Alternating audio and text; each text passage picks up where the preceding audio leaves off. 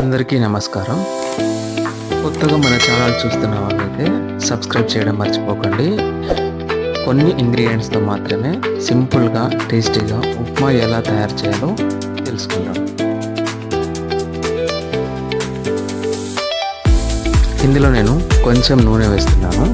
తర్వాత గోధుమ రవ్వ కానీ దడ్డు రవ్వ కానీ రకరకాల పేర్లతో పిలుస్తుంటారు. దీన్ని కొంచెం దూరగా వేయించి పక్కన పెట్టుకోవాలి.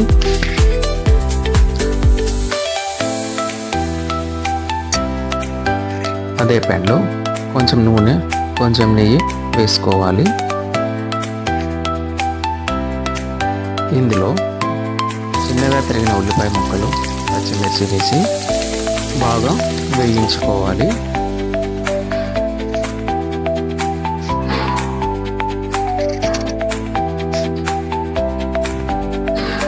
ఇందులో కొంచెం కరివేపాకు వేసుకోవాలి. అలాగే సన్నగా తరిగిన క్యారెట్ ముక్కలు, టేస్ట్ కోసం పచ్చి బఠానీని వేసుకొని బాగా వేయించాలి.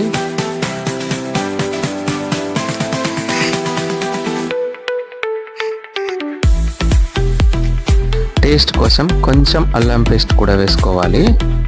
ఇది మంచి అరోమా వస్తుంది, అలాగే రుచి కూడా ఉంటుంది.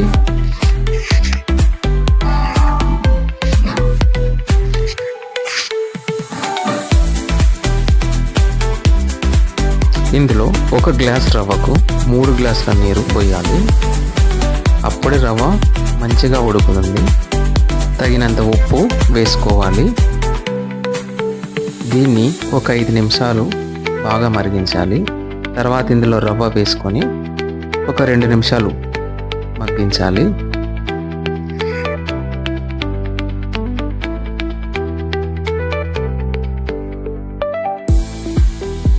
మధ్య మధ్యలో ఒకసారి కలుపుతూ ఉండాలి, లేదంటే మాడంటుతుంది.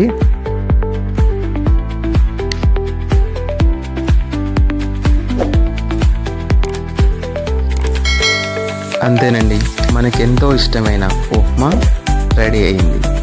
మీరు కూడా ఒకసారి ట్రై చేసి లైక్ చేసి షేర్ చేసి కామెంట్ చేయడం మర్చిపోకండి. అలాగే సబ్స్క్రైబ్ కూడా చేయడం మర్చిపోకండి.